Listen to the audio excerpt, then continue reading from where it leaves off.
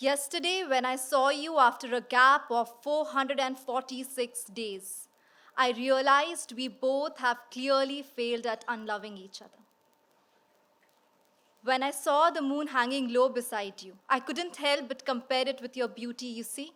I never wanted to be one of those poets who often compare the moon to their lover and claim the latter to be prettier just out of mere biasness.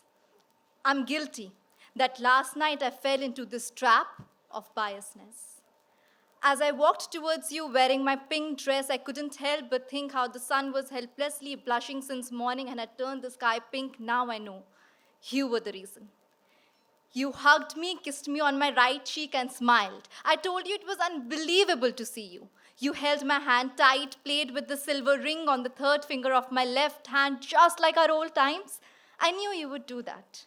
But I also knew exactly 2 days later you would unlove me, pack your bags, and go back home as if we never met, as if you never loved me, as if you don't wish to see me again.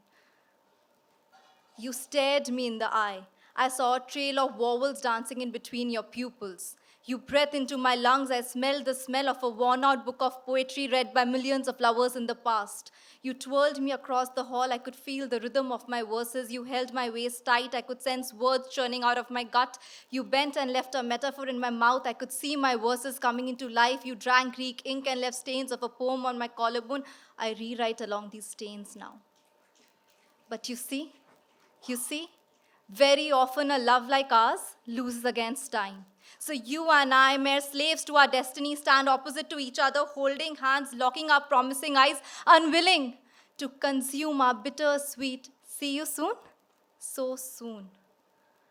As you give me a goodbye hug until my bones crumble, and again come forward to kiss me on my right cheek, I mindlessly blabber for the time to stop, and you to stay. Despite knowing our separation is the only thing that actually makes us stronger. You confess you'd missed me, and I know for a person like you to blurt this out is as difficult for a poet to forcefully scribble a poem during a writer's block. So I convince myself we are a locality's half-constructed building that will never receive enough government grants to be ever completed. And all this while I kept convincing myself that you are a migratory bird and I can never build a nest for you to live, for us to breed. And I keep convincing myself until I learn that very often love loses against destiny. And it is okay if I have miserably failed in this test of trust falls.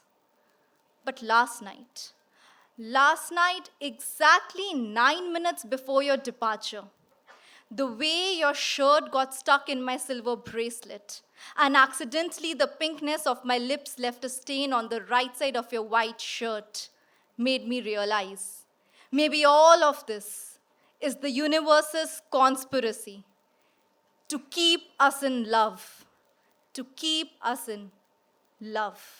Thank you very much.